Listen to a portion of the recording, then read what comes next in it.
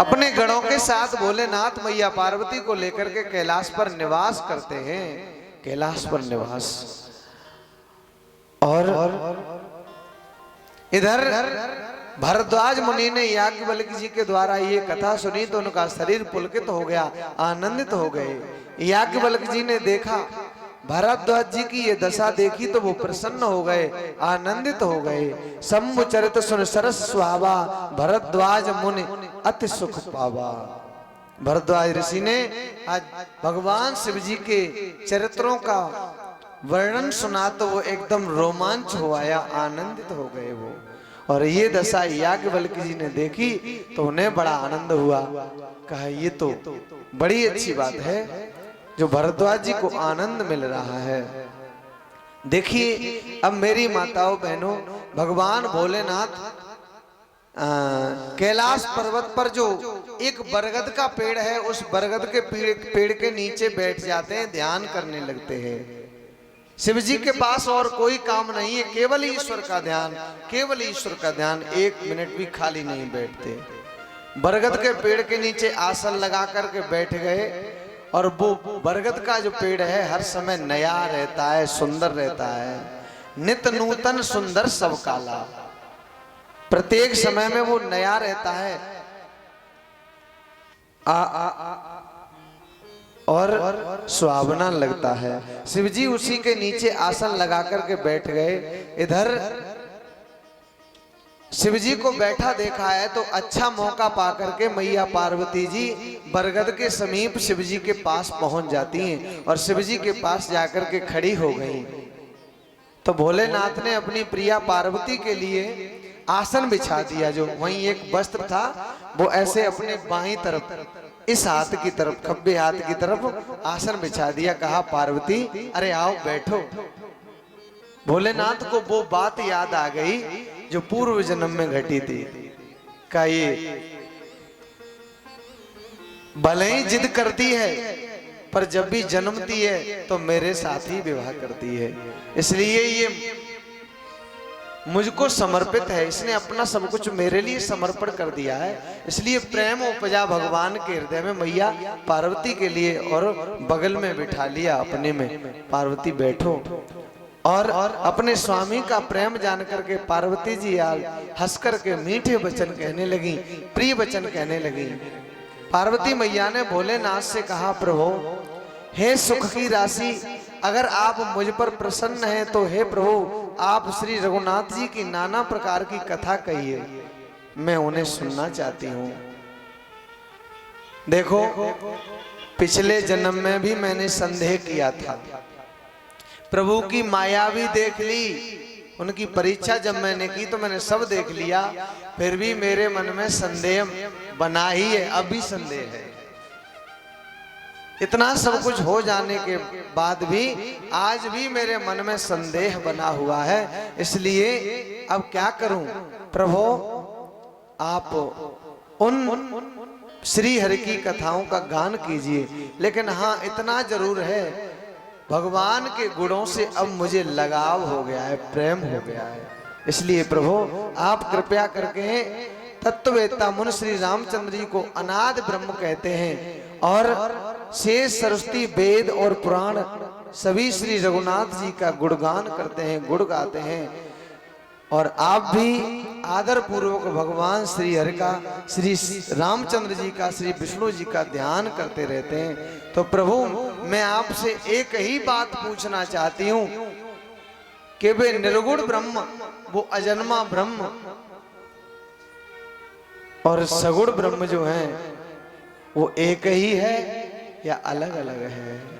और अगर एक ही है तो इनमें क्या अंतर है, क्या अंतर है? जो राजा दशरथ के पुत्र बनकर के आए और जिन्होंने जनक नंदिनी सीता के साथ पाण ग्रहण किया यानी विवाह किया और अपने पिताजी के कहने पर वन के लिए गमन किया और सीता जी का हरण हो जाने के बाद रावण के सारे खानदान को नष्ट कर दिया। जो नृपुतनैत ब्रह्म किम नारी बिरह मति भोर, देखी चरित महिमा सुनत भ्रमित बुद्धि अति मोह।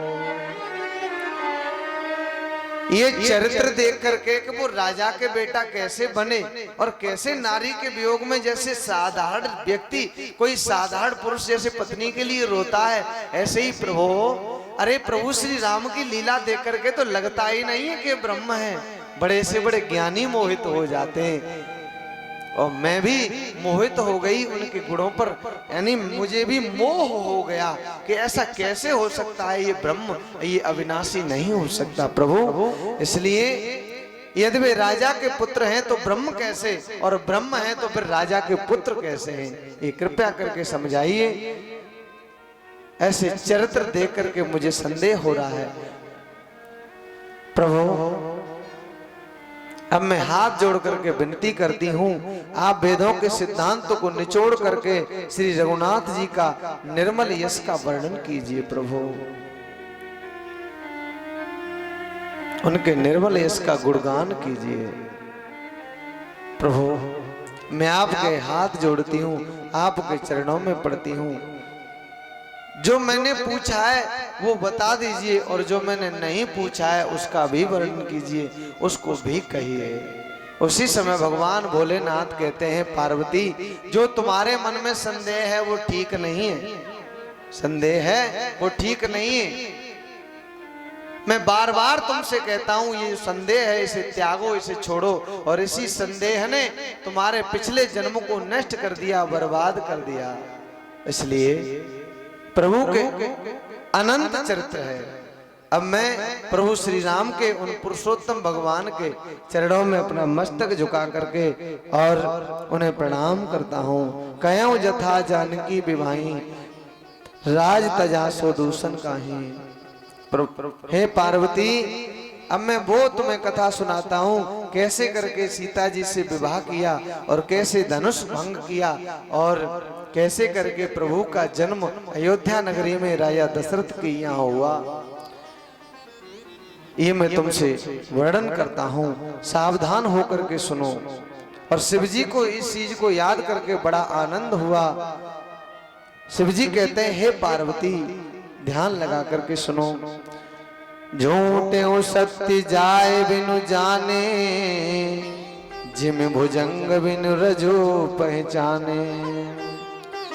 जे जाने जग जाए हेराई, जागे जथा सपन भ्रम जाई। देखो प्रभु को न जानने के कारण झूठ भी सत्य प्रतीत होता है। झूठी, ये संसार झूठा है ये सत्य मालूम पड़ता है कब, जब भगवान के प्रभाव को नहीं जानते। भगवान को न जानने के कारण, उस ब्रह्म को न जानने के कारण ये झूठा संसार भी सत्य प्रतीत होता है। और जो सत्य है वो झूठा प्रतीत होता है। जैसे ब्रह्म सत्य है फिर भी झूठा प्रतीत हो रहा है कि ये ब्रह्म नहीं, ये तो राजा का बेटा है। और जिसको न जानने के कारण रस्सी में सांप का भ्रम होता है।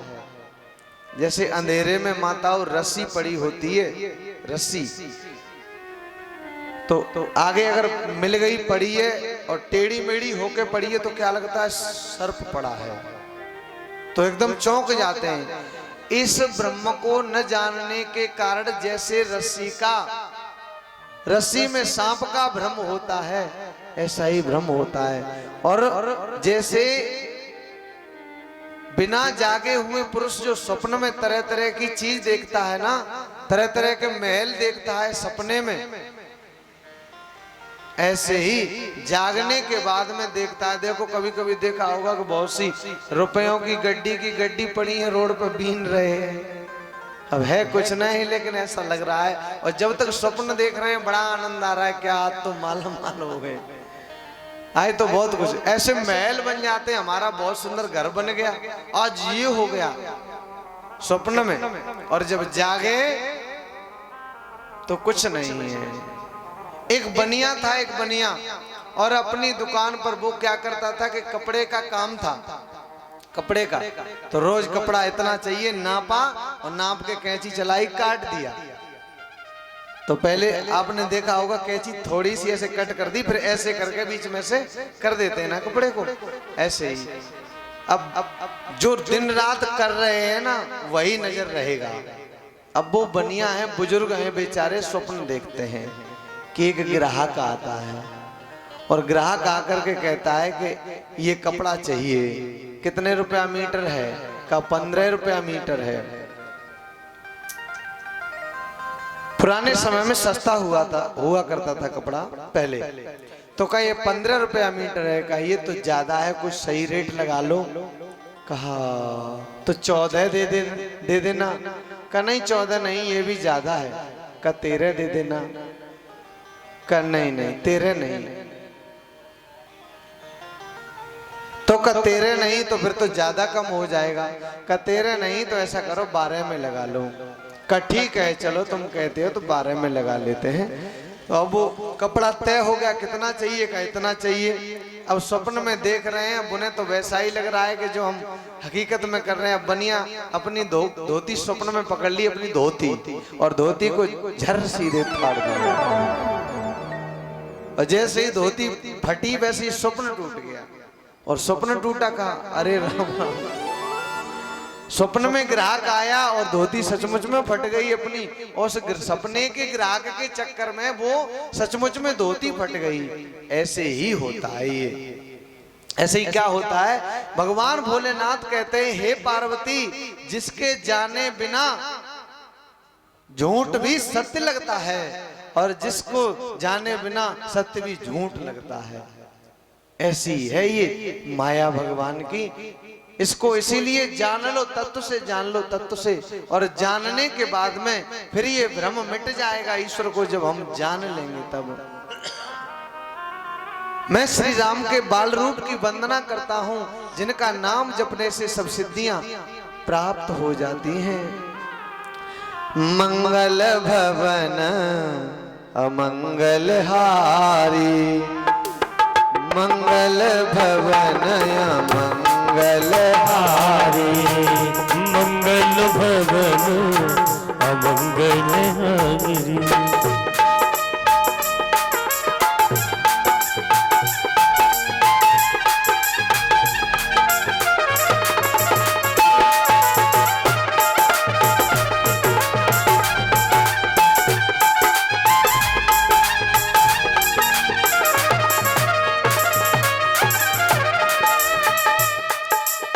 मंगल भवनया मंगल हारी, मंगल भवनया मंगल हारी, मंगल भवनया मंगल हारी, मंगल भवन अमंगल हारी।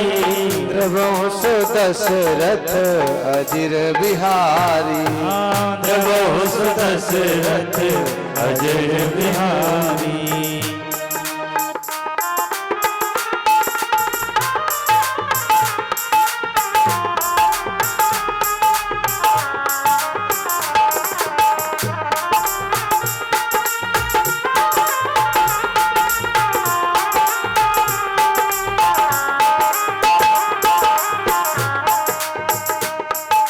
करे प्रणाम राम महेंद्र पुरारी, करे प्रणाम राम महेंद्र पुरारी, करे प्रणाम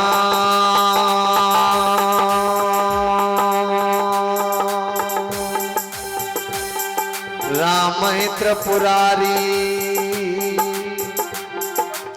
करे प्रणाम राम महेंद्र पुरारी,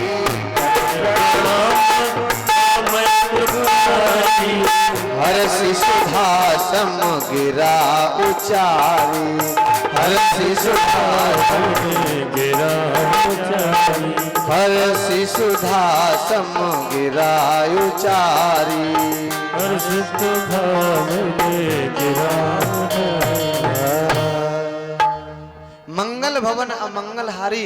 जो मंगलों के धाम हैं, अमंगल का हरण करने वाले हैं, अनिष्ट का नाश करने वाले हैं, बुराई को हरण करने वाले हैं। श्री दशरथ जी के आंगन में खेल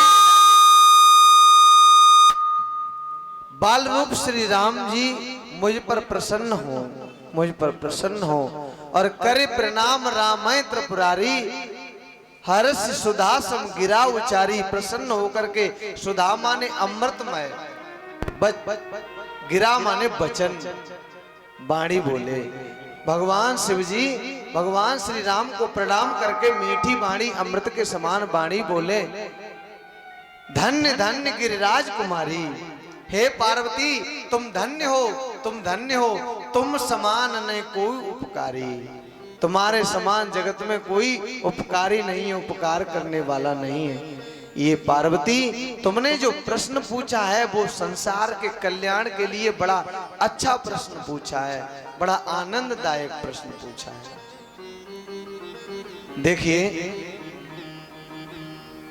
जब मैया पार्वती का और भोलेनाथ का जैसे प्रश्न उत्तर होते हैं ना, तो ये हमारे कल्याण के लिए होते हैं, न कि उनके लिए। ये प्रश्न मतलब वक्ता श्रोता वो दोनों क्यों बन जाते हैं, उन दोनों में कोई भेद नहीं है। वो शक्तिमान है, वो शक्ति है, तो फिर क्या इनसे कुछ छुपा है? नहीं छुपा है। लेकिन एक प्रश्न करता है, एक उत्तर क्यों देता है कि संसार का इन चरित्रों को श्रवण कर करके और उद्धार हो जाए, कल्याण कर रहे समाज अपना, मानव समाज अपना कल्याण कर ले। इसलिए ये एक दूसरे कोई वक्ता कोई श्रोता बन जाता है दोनों में से। मैया पार्वती पूछती हैं, भोलेनाथ जवाब देते हैं, हे पार्वती तुमने ये जगत की भलाई के लिए संसार के कल्याण के लिए बड़ा सुंदर प्रश्न पूछा है। जो तुमने पूछा है वो समस्त लोगों को पवित्र करने वाला गंगा जी के समान है, और तुम धन्य हो, तुमने प्रभु के चरित्र सुनने का क्या सुंदर उपाय सोचा है। हे पार्वती सावधान होकर के सुनो, जिन हरि कथा सुनी नए काना, श्रवण रंध्र अय भवन समाना। तुम धन्य हो पार्वती जो भगवान की कथाओं से तुम्हें लगाव है और भगवान की कथा सुनने की इच्छा है तुम्हारे मन में। लेकिन जिन हर कथा सुनी ने काना, जय जय श्री सीताराम, जब कोई आता है तो माताओं का ध्यान बट जाता है, सबका नहीं, किसी किसी का। कोई आए ये तो सब आपके ही तो हैं, आते हैं तो आने तो फिर मिल लेना बाद में। अभी सुनो, क्योंकि मन बड़ी देर में एक जगह आता है, और हम क्या करते हैं पता है आपको, वक्ता कितनी ताकत लगाता है आपके मन को एकाग्र करने के लिए। तब से इतनी सारी बात घुमा करके ये इतना सत्संग क्यों सुना रहा हूं, कथा का प्रसंग बाद में क्यों शुरू किया है। पहले सत्संग दृष्टांत सुना करके मन आपका एक जगह हो जाए, फिर कथा का प्रसंग शुरू किया है मैंने बाद में। ऐसे ही वक्ता श्रोताओं को एकाग्र चित्त करने के लिए बहुत मेहनत करता है, और अगर हम उसकी मेहनत को ध्यान में न दे करके तुरंत अगर अपना ध्यान हटा लेते हैं तो बड़ा नुकसान होता है, हम वक्ता के ऋणी हो जाते हैं। इसलिए आप लोग ध्यान से सुना करो। फिर मुझे परेशानी होती है जब आपका चित्त भटकता है, तो मेरे बोलने में शब्द फिर आते नहीं हैं। इसलिए गौर किया करो, यही तो माया है। ये चित्त देखिए, अब ये कथा होने के बाद में फिर क्या, घर के कोई काम धंधे तो है ना, अब काम धंधे करेंगे तो रोज के काम धंधे इन लोगों से भी रोज ही मिलेंगे। लेकिन ये अनमोल समय है, तो इसकी कीमत समझ लो और इसका लाभ उठा लो। तो ध्यान से समझना, तुम धन्य हो जो भगवान की कथा सुनने की तुम्हारे मन में इच्छा है, और तुम्हारे कान उन श्री हरि की कथा सुनने के लिए तरसते हैं। लेकिन जिन हरि कथा सुनी ने काना, श्रवण रंध्र अय भवन समाना, जिन्होंने भगवान की कथा अपने कानों से नहीं सुनी, तो उनके कान कैसे हैं, सर्प का जो बिल होता है ना, बिल सर्प का, सर्प के बिल के समान है। और नयन ने संत दरस नहीं देखा, लोचन मोर पंख कर लेखा। और जिन नयनों ने भगवान का संत का दर्शन नहीं किया वो नेत्र कैसे हैं, जैसे मोर का पंख होता है उस पे आंख छपी होती है ना, आंख मोर के पंख पर वो नीले कलर की, वो आसमानी कलर की जो आंख छपी होती है पुतली, तो ये आंखें अगर संत का भगवान का दर्शन नहीं किया तो कैसी हैं? लोचन मोर पंख कर लेखा, मोर के पंख पे छपी आंख के समान है। और जिन हरि भगत हृदय नहीं आनी, जीवित सब समान सोई प्राणी। और जिनके हृदय में ईश्वर की भक्ति नहीं आई तो हे पार्वती वो प्राणी जीवित ही सब माने क्या होता है? मुर्दा। तो वो जिंदा रहते हुए भी मुर्दे के समान है जिनके हृदय में भगवान की भक्ति नहीं है। ये भगवान भोलेनाथ कह रहे हैं स्वयं इस बात को। जो नहीं करे राम गुण गाना, जी हसो दादुर जी समान। और जो जिभ्या जो रसना भगवान का गुणगान नहीं करती, नाम नहीं जपती, वो कैसी है जिभ्या? दादुर, मेढक की जीभ के समान है। जैसे मेढक की जीभ देखिए तालाब में हर समय टर टर टर टर टर टर लगे रहते ना मेढक, तो ऐसे ही मेढक की जिभ्या के समान है हमारी जीभ, जो भगवान की कथा का गान नहीं करती, जो भगवान के गुण नहीं गाती है, मेढक की जिभ्या के समान है। और कुलिस कठोर निठुर सोई छाती, सोने हर चरित न जो हर साथी। उस वही छाती वो सीना कठोर है, पत्थर के समान है, जो भगवान की चर्चा सुन करके हर्षाता नहीं है, जिसे खुशी नहीं होती, जिसे प्रसन्नता नहीं होती है। हे पार्वती राम कथा सुंदर कर तारी, संशय बिहग उड़ावन हारी।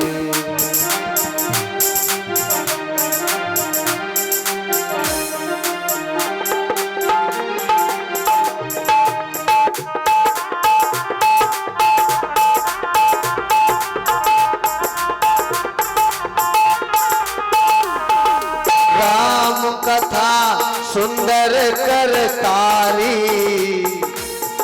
करतारी माने हाथ की ताली है, ताली।